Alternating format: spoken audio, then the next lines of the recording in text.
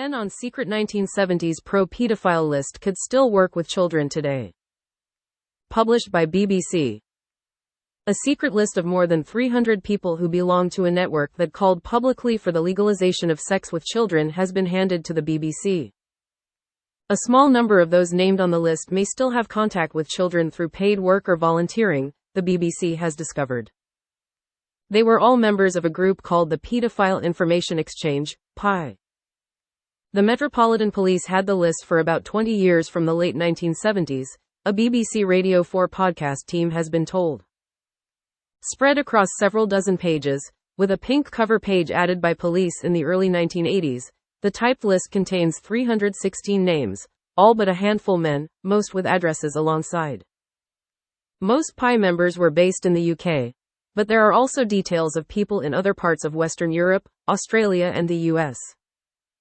The BBC has established that a small number of the men are still alive and may currently be in contact with, or have care of, children through paid work or volunteering. The BBC has found no evidence any of them has carried out abuse. The Met told us it was unable to provide specific information about its historical investigations into the Paedophile Information Exchange, but will still investigate crimes if sufficient evidence exists and alleged perpetrators are still alive. PI was formed in 1974 when the country was going through rapid transformative social change. Its leaders sought to further their cause by attempting to align themselves with feminist, anti-racist and gay rights movements. It was not an illegal organization and cost £4 a year to join, and to receive its members' magazine. Over a decade, PI spokesmen gave interviews to the media arguing that adults and children had a human right to have sex with each other. 4 years old, they argued, was an age at which most children could give consent. However, while PI's leaders may have been happy to speak publicly, the names of rank and file members were very much kept secret. The list, and dozens of other documents relating to PI members, were given to the BBC team and journalist Alex Renton, who has written extensively about historical institutional child sexual abuse and presents the BBC podcast, In Dark Corners. We then searched for the names in media archives, crime reports and death register listings from the past 50 years. They found records or further information for 45% of the people on the list, with a reasonable degree of certainty, and discovered that half of them had been convicted or cautioned, or had been charged and died before trial, for sexual offenses against children. Charges included distributing abuse images, kidnap and rape. In Dark Corners. A mysterious membership list for a defunct pro-pedophile group arrives in journalist Alex Renton's inbox. Listen now on BBC Sounds, or on BBC Radio 4 at 9:30 on Wednesday the 8th of January. Of the small number of men who may still be in contact with children professionally, none has any criminal conviction that the BBC has been able to find, meaning they could have passed in-depth background checks when applying for jobs. Those men are part of a wider group of nearly 70 on the list, who the BBC team has identified as having been in work likely to bring them into contact with minors. Teachers make up half that group. Work addresses are typed alongside some of the names on the list. The rest include social workers, sports coaches, youth workers, doctors, clergy, lay preachers and military officers involved in youth activities. The podcast team tried to contact all those people still alive and working, most of whom are believed to be living in the UK. One claimed his name was on the list because of PI's links in the 1970s with a gay youth support group. A second admitted he had been a member, but only because he had agreed with PI that the disparity in the age of consent laws was unjust.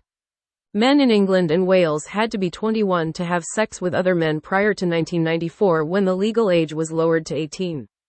6 years later it was reduced to 16, in line with straight sex. The man told the BBC he was not and never had been a paedophile. A third man, currently teaching children in a private school outside of the UK, refused to speak any further after PI was mentioned to him. No one else has so far responded to approaches by the BBC.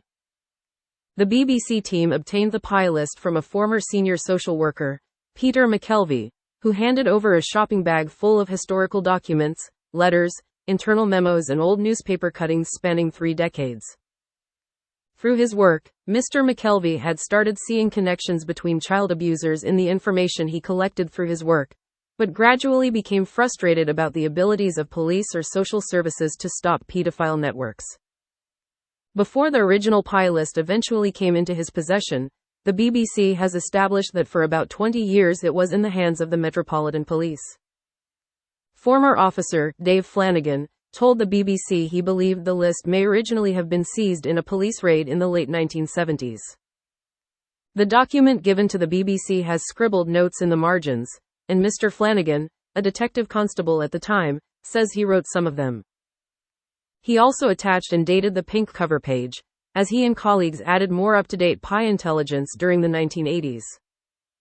Police raided plenty of people on the list, he says, but, on its own, it was unusable as information for a search warrant. You couldn't go in front of a magistrate and say, "Look, we believe he's a pedophile. We believe there'll be indecent photographs of children because he's on the Pi list." Legally, being a member of a pro-pedophile group didn't make someone a sex offender. Police did manage to close in on Pi in the early 1980s, focusing on 3 senior members who all had links to contact adverts in the members' magazine, Magpie. The men were prosecuted under a 17th-century law of conspiracy to corrupt public morals. 2 received conditional discharges, while the third was jailed for 2 years.